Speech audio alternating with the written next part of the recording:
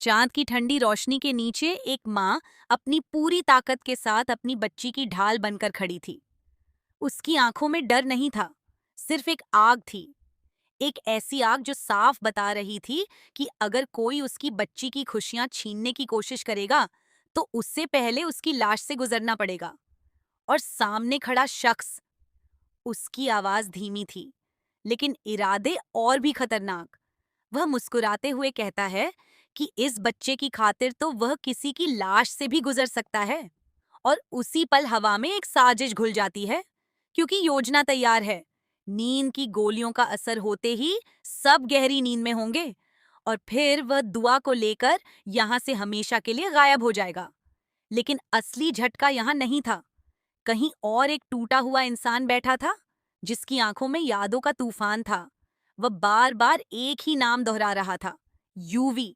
वही यूवी जो उसके लिए सिर्फ दोस्त नहीं था, बल्कि उसकी पहली फैमिली था। जब पूरी दुनिया ने उसे अकेला छोड़ दिया था, तब सिर्फ यूवी था जो उसके साथ खड़ा रहा। नोबडी वॉज देयर, बट यूवी वॉज देयर।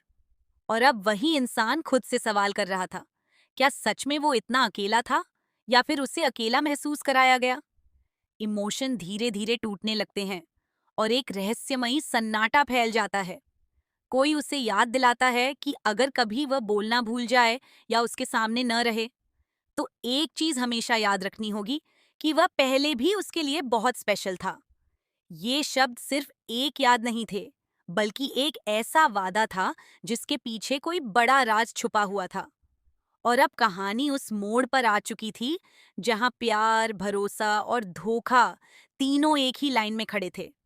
बस एक कदम और सब कुछ बदल सकता था।